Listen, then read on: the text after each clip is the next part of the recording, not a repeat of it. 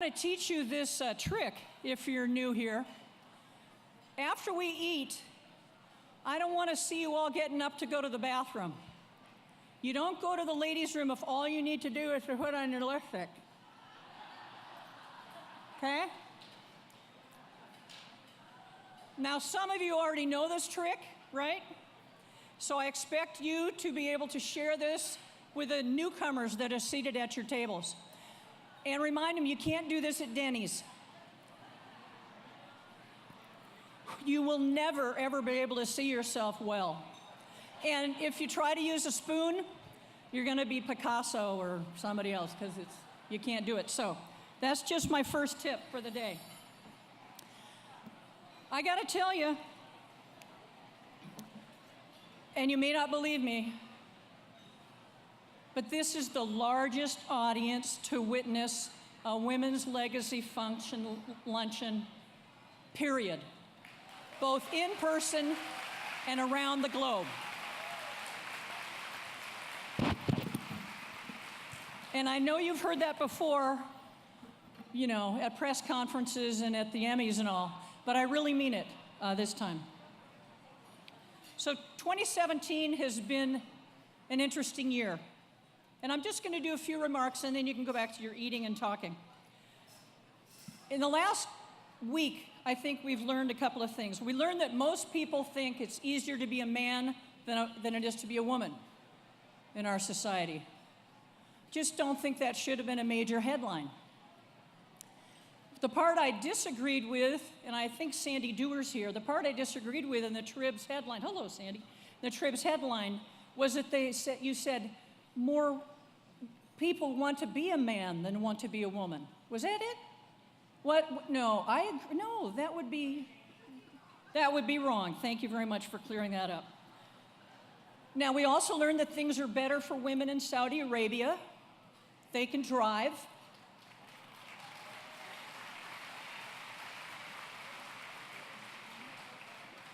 And so now they get to put up with all those sexist comments about women drivers. And then yesterday, the man who single-handedly brought exploitation of women for their bodies into the big, colorful, fold-out mainstream, Hugh Hefner, passed away. So I'm wondering if that means that's an end to an era. Wouldn't that be awesome? Wouldn't it be awesome if Carl's Jr. stopped making ads where they showed sudsy, bikini-clad, anorexic women eating a hamburger while washing their car? That'd be awesome. Yes, thank you, I agree. Best of all, though, the latest news is that, and Hilding's going to get me a good picture of this, is that strong is the new pretty.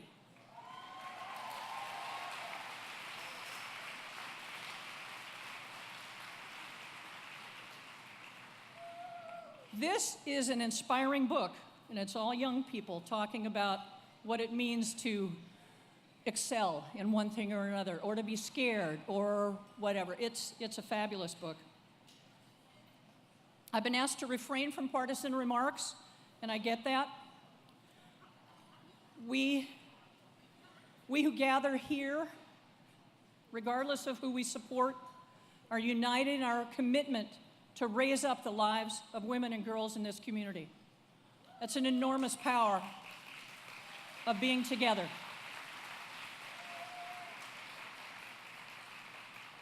We can focus so much on what we have in common. And as our emcee Suzanne said last year, we all rise by lifting each other up. Still at the risk of offending some of you. I know. I just have to say that I am so excited to see the Dodgers beating the hell out of the Giants in baseball.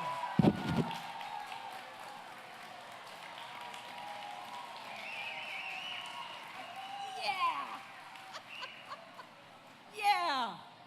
Thank you. And the Nails, throw him out. And the Nails are Dodger blue, baby. All right, we want to thank our luncheon sponsors. You can see who they are because they've got the big tables up here. They also, all of their names are on the program.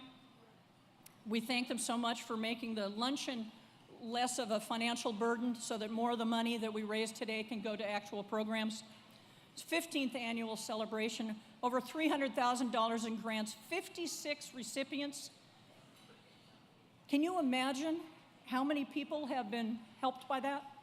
If you'd like to know more about the grants that we've done through the years, there's handouts on the table. You also see some beautiful centerpieces, which you can have for whatever the price is on them. Another donation, price is marked. Now we're going to pause for lunch. And your table captains can answer any questions you have about this incredible organization. Enjoy.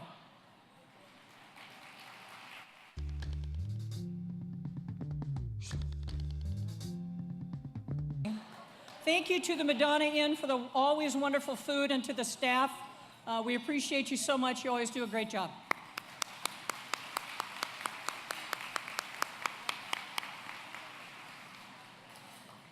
Someone on Facebook called this event, I think it was Mary Verdin, the event of the year. Now, she promotes things, so she's probably said that more than once. And around here, there must be 50 events that we can think of off the top of our heads that could be the event of the year. So what this event is about is giving, and that's what makes it a little different. It's about our coming together, as I said, to see what can be accomplished when we realize this common goal of raising up the women and girls of San Luis Obispo County.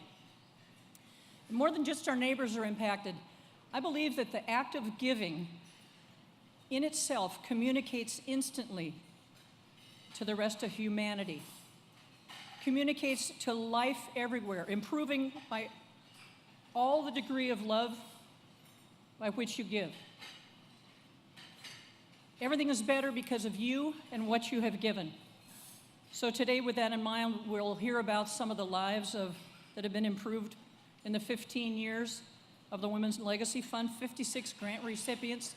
Can you imagine the thousands of lives that have been improved because of the grants for these hardworking organizations that do so much good for us? All because of you and what you have given. Please join me in welcoming to the stage the remarkable woman who leads the organization that makes this happen, the CEO of the Community Foundation of San Luis Obispo County, Heidi McPherson.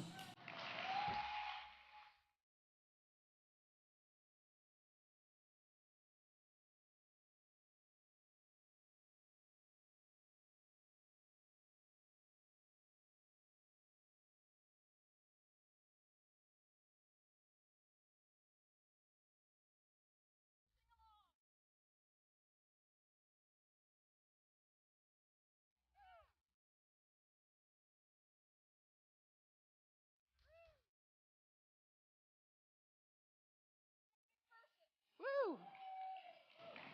We have been practicing that all morning. And I can tell you one thing, Betsy and I did not call ahead. Did you notice the blue? Unbelievable. How many people have blue in this room? Raise your hand if you're wearing blue. What is it, right? We're trendsetters. Oh, it's the Dodgers. Not. It's all right. If it makes Betsy happy, that's what we'll do. Thank you, Betsy, and thank you all for being so rich in song. That was quite something. It's one of my favorite songs, of course. Welcome to the 15th anniversary. This is just absolutely an amazing day. And thank you to those of you who were so patient to wait to get to your table. We really appreciate it. It's a lot to get this many people in. It's also going to be a lot going out, so hold on to your patience. You're going to need that as well. So I am Heidi, and I'm the CEO of the Community Foundation, and I'm delighted to welcome all 762 of you.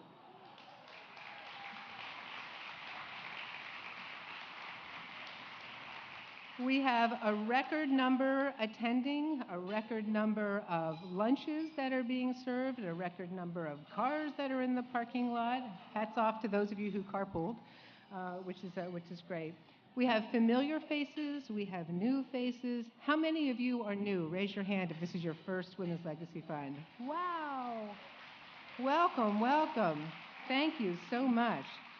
We also have a lot of young faces here. I like to consider myself one of those young faces, but I think you're supposed to be under 40, and I just missed it. I just missed it. You'll see some of us with one of these buttons or tags. It says Young 100, and you're going to hear a little bit about that later on in a very special presentation. I don't know whether they're going to sing, but we got it, right? Yeah, we got the song. The Young 100, pay attention to this because I really feel as if those of you who are joining the Young 100 are the future philanthropists of this county. So we're counting on you to continue the good work that everyone has started. So 15 years ago, the Community Foundation had a vision to establish an endowed fund to support the needs of women and girls forever in our county, because that is what this endowment does. So an endowed fund provides support to programs, nonprofit organizations that serve women and girls all across the county, because we know if you can support the lives of women and girls, you can support the lives and change the lives of men, boys, and entire communities. And isn't that true, right? Change women and girls? So let me just talk for a minute. Actually, I often get this question, so actually, what is an endowment? I think everybody likes to think they know what an endowment actually is. It's actually kind of a complicated thing, but it breaks down very simply. So an endowment is a permanent fund, and it's kind of like a savings account, where you never spend the money that you put in. You only spend some of the interest that is earned. So over time, the more you put in, the more interest you're going to earn. And it's that interest that we now have available for grants. So the larger the endowment is for the Women and Girls Fund, then the more grants we can give out. So the power of an endowment is that it always is going to be there, and it always is going to provide support for these nonprofit programs. So think of it as a permanent savings account, and that's one way of thinking about ways that we can build this endowment so that we will always have grant money to give away to the nonprofits. You're going to hear a little bit later about really how large the endowment has got. We've got over $250,000 in grants to nonprofits, so it's extraordinary what all of you and so many more who couldn't even probably fit in the room, and we ran out of lunch for them anyway, but all of you had made this possible, and that is absolutely extraordinary. So Sharon's going to tell you a little bit later about all of the impact that you've had and the grants for today. But I want to thank you all for the impact that you all have made through the grants that you all made possible. So let me tell you a little bit about the Community Foundation. So we are celebrating our 20th anniversary next year. Yeah. Thank you, Betsy. Your Community Foundation has assets of almost $60 million. As of next year, we will have awarded $30 million to nonprofit organizations within this county. And while, thank you to you. While the numbers are important, there's something that's even more important than that, and that is the impact that these grants have had on the nonprofit organizations and the lives that they touch because of the grants. By bringing all of our donors together, including all of you with the nonprofits, it's the nonprofits that touch the lives of everyone in our community. Your Community Foundation is a catalyst and connector for bringing together people who care with the nonprofits who are doing the really important work. That's what the Community Foundation is here for. And we're so proud to have the Women's Legacy Fund as part of our work. So we want to thank you all and thank the work of the Women's Legacy Fund, because together with the Community Foundation, we are making a huge, huge difference. So I want to talk a little bit about some leadership that we have in the room today. There are an awful lot of people to thank, of course. We want to thank all of our donors, but especially I want to thank some of the visionaries. So with us today, and I'm going to make you all stand, I'm not going to call you by name though, is the founding members of the Women's Legacy Fund. Don't stand yet, wait till I'm done. So we have the founding members of Women's Legacy Fund. We have the current members of the Women's Legacy Fund Advisory Committee. We also have past board members of the Community Foundation and current board members of the Community Foundation. I'd like you all to stand so we can thank you for your vision.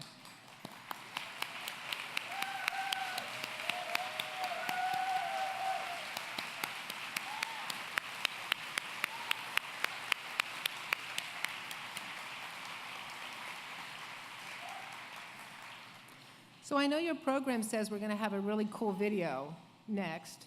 I'd like you to pretend that I am perhaps your video, and there's a big screen around me, and just watch the screens, and then you'll think that I'm a video maybe. I don't know.